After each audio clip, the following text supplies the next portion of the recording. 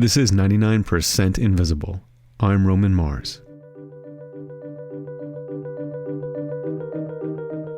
The Bellevue-Stratford Hotel opened in Philadelphia in 1904 and quickly became one of the most luxurious hotels of its time. It was 19 stories high, had over 1,000 guest rooms, and what was said to be the most lavish and magnificent ballroom in the United States. It also featured light fixtures designed by Thomas Edison and a grand marble staircase. The hotel came to be known as the Grand Dame of Broad Street. And for years, the Grand Dame was the center of high society culture in Philadelphia. It hosted presidents and queens and all kinds of other rich and famous guests. That's producer Alana Gordon from WHYY's The Pulse in Philadelphia. The hotel went through some harder times during the Great Depression and then again in the 50s and 60s. It lost some of the prestige from its early days, but it was always considered one of the nicest places to stay in Philadelphia. That is until the mid-70s, when the Bellevue-Stratford Hotel became the epicenter of a series of mysterious deaths that terrified the country.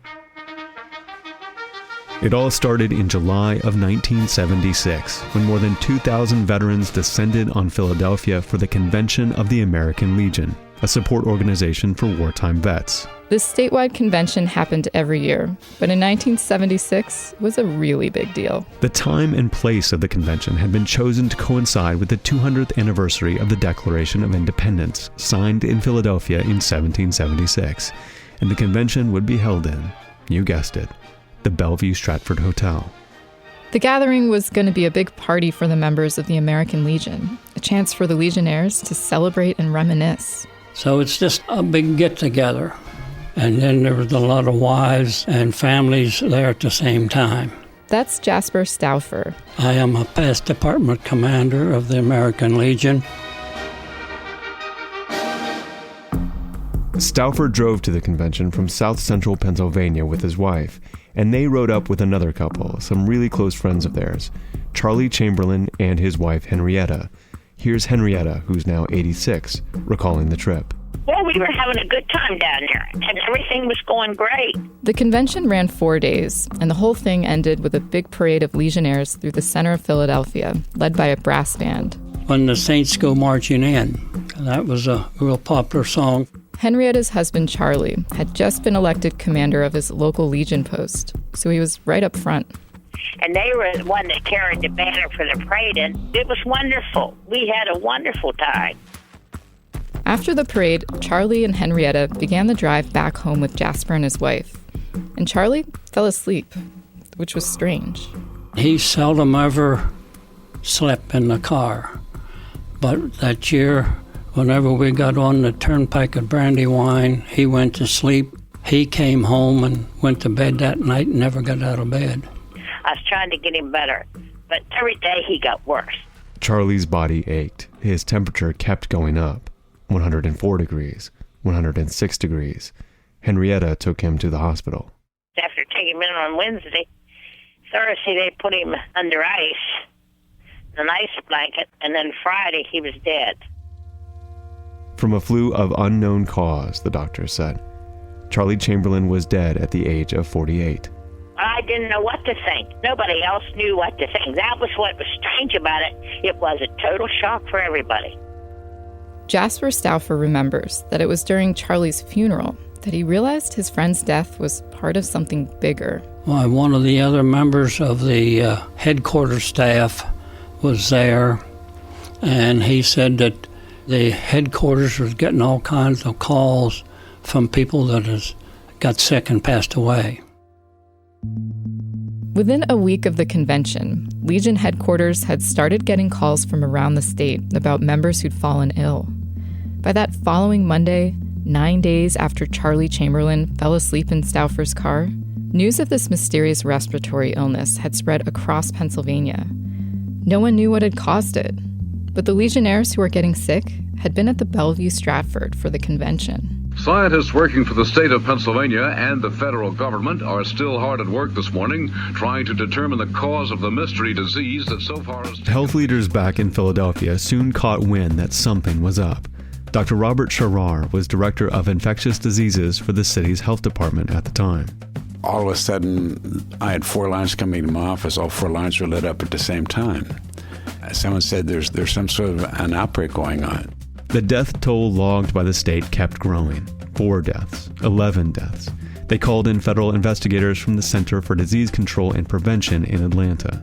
The man charged with overseeing that investigation was David Fraser. He's originally from Philly, and he was 32 at the time. He was the director of the CDC's Special Pathogens Unit.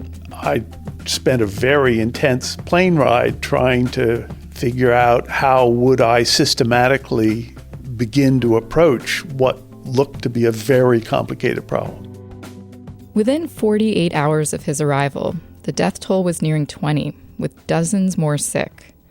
Some feared this mysterious pneumonia could be the start of a swine flu outbreak, or worse, a flu pandemic like the one that had killed 50 million people in 1918. The authorities readied themselves for the worst. As many as 100 state and federal workers were called in. About 50 police detectives took part. Well, this was the biggest investigation CDC undertook at the time. We needed to define the illness because this was potentially a new disease. News reporters were already giving it a name, Legionnaire's disease. State laboratories worked all night. Medical data is being flown in by helicopter as the pressure increases to find the answer. Everybody in the state of Pennsylvania knew about it. We had worldwide recognition. We had phone calls from as far away as Australia asking us questions about it. But scientists still had no idea what was causing the illness. If it was a bacteria, a virus, or some sort of toxin. They had to tease out a pattern. Throughout Pennsylvania, health investigators are talking to the more than 100 patients who have the disease but are still alive. What did they do at the American Legion Convention? Were they all together at a single time or gathered in one location, question after question, to find that common link? To find answers, David Fraser and his investigative squad cast a wide net. Which means we had to send physician epidemiologists out to take histories from and examine a large number of people. They monitored the people who had gotten sick and their families. But they also wanted to talk to people who'd been at the convention who hadn't gotten sick. And because there was no central list of who had attended, they distributed questionnaires to hundreds of Legion posts throughout the state. And to have a comparison group, they telephoned random samples of people who weren't even at the convention. And through all this research, it became clear early on that this was not the major flu pandemic that some had feared.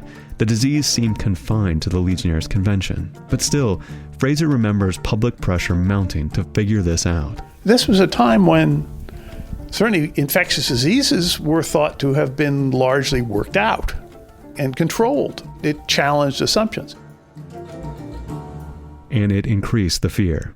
Maybe it was something people ate or drank. Some people even thought it could have been an act of bioterrorism by a disgruntled veteran. Investigators were stumped, but Robert Sherrar with Philadelphia's health department says they did have one general suspect in mind. It was called the Grand Old Lady of Broad Street. I mean, that's what I've always heard it referred to, and she was the Grand Old Lady of Broad Street. Sherrar says the Grand Old Lady. Some say the Grande Dame. But yes, he's referring to the Bellevue-Stratford Hotel. Perhaps this iconic landmark of the city was the killer. Investigators flagged it in their reports, and it didn't take long for this to become a media frenzy. The Bellevue-Stratford may still hold a key to solving the mystery of Legionnaire's disease. Somewhere in this hotel, there may be an environment. And it was like hysteria. That's Steve Hornstein. He was a doorman at the Bellevue at the time of the outbreak. A bright-eyed, 21-year-old looking to break into the hotel business. He remembers people started calling in to cancel reservations. They feared the place and anything or anyone associated with it. I was dating a young lady, and I remember she told me her mom didn't want me to come to the house anymore because I worked at the Bellevue. And the hotel was losing guests. We were going down for the count, and each day would get a little worse. They would have the engineer turn on lamps in the Broad Street rooms so that the lights were on in the evening and it wasn't all dark. That's how bad it got. But for David Fraser, the director of the CDC's Special Pathogens Unit, there was only one way to get to the bottom of this. After spending the first week of the investigation in the state capital of Harrisburg, he and several others joined the Philadelphia crew on the ground. And guess where they stayed? Because there were rooms available and we got a good price. Fraser brought his team to the Bellevue. He really wanted to solve this mystery. There was part of me that was hoping that somebody got sick. He's only half joking. This might give an important clue. They got to work trying to figure out the source of the disease. Maybe it was somehow traveling through the elevator shafts. And I thought perhaps an elevator would permit an agent to waft into the air as the elevator went up and down. But we found no evidence. Other theories blame the pigeons perched on the window ledges. Maybe the pigeons were the source. Maybe the lady who feeds the pigeons out on the sidewalk was the source. In the end, they came up with two leads. First, the more time people spent in the lobby of the hotel, the more at risk they were for contracting the disease. And second, the more time people spent just outside the hotel on the sidewalk, the greater the risk. Even some people who had nothing to do with the hotel or the convention had gotten sick, if they'd spent time on the sidewalk. None of David Fraser's staff became ill while staying in the hotel, but they also couldn't figure out what it was about the place that had gotten everyone else sick. And so people's fear of the building persisted. And in November of 1976, the Grand Dame of Broad Street was forced to close. It had already been in financial trouble, but the outbreak was the final fatal blow. It was the end of an era for a very elegant hotel with all kinds of memories in Philadelphia history. It was the final day today for the grand old Bellevue-Stratford Hotel in Philadelphia, battered and finally done in by the fact that people died after attending an American Legion convention there.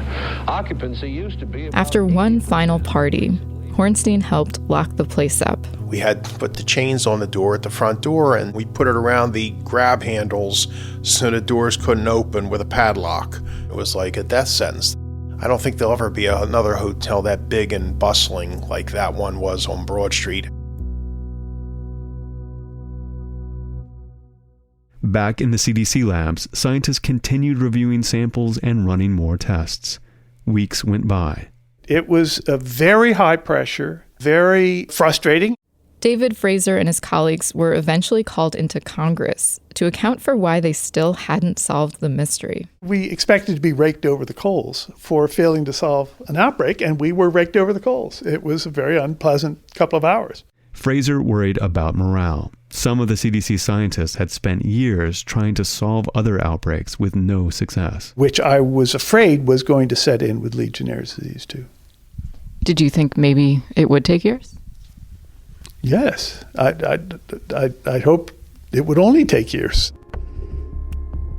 5.5 months had passed since the first death. Around 30 people had died. The Grand Dame had closed. Things were not looking good.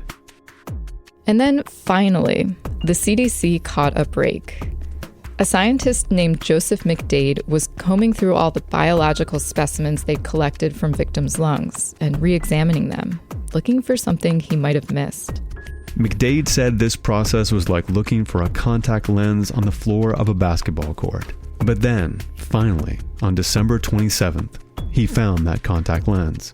In his microscope, it looked like a red cluster of tiny rods. McDade ran tests and found these tiny rods were part of a bacteria, one they hadn't seen before. Within a few weeks, they'd confirmed that this was indeed the bacteria that had caused the disease.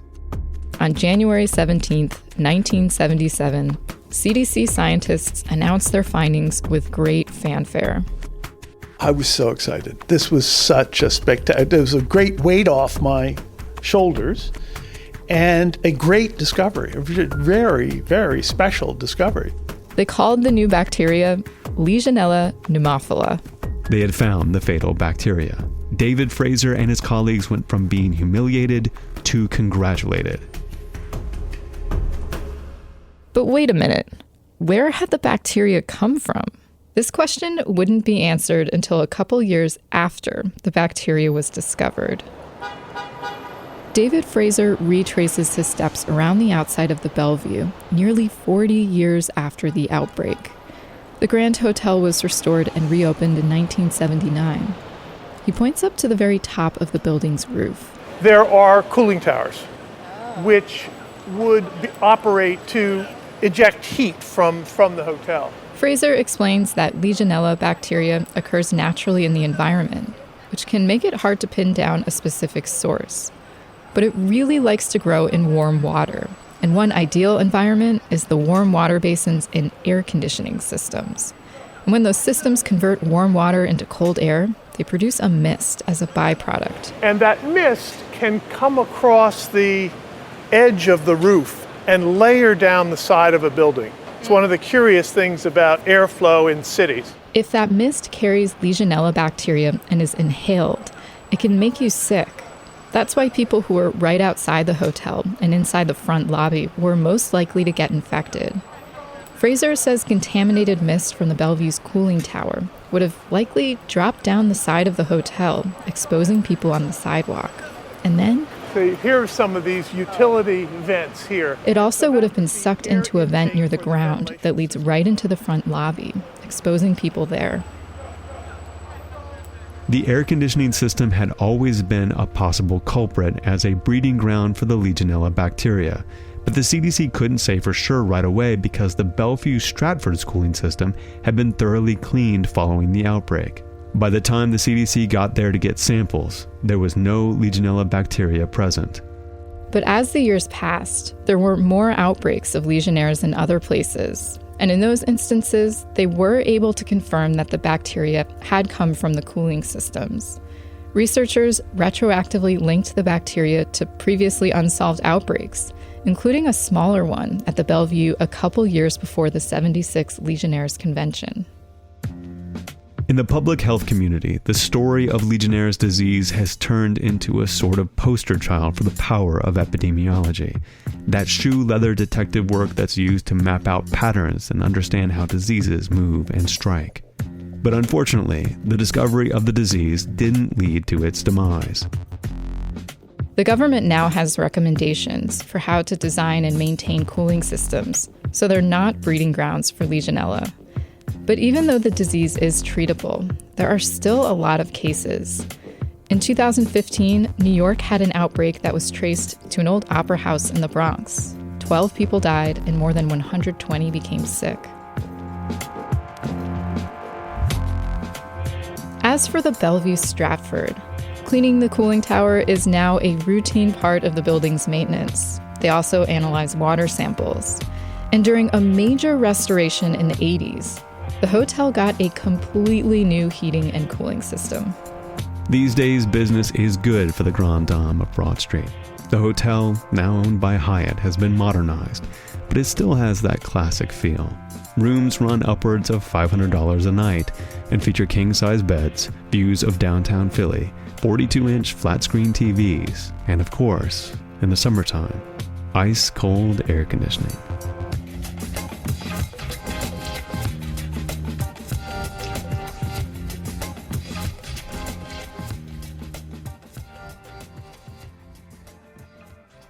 "99% Invisible" was produced this week by Alana Gordon, Delaney Hall, and Katie Mingle, with Sam Greenspan, Avery Trufelman, Kurt Kolstad, Sharif Youssef, and me, Roman Mars. A version of this story originally aired on The Pulse from WHYY in Philadelphia. The Pulse covers stories at the heart of health, science, and innovation.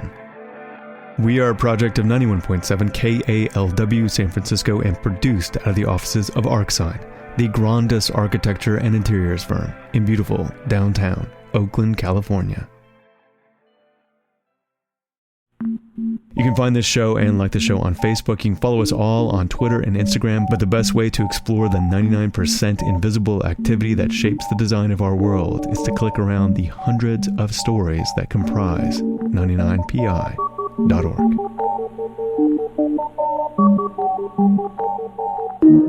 Radiotopia.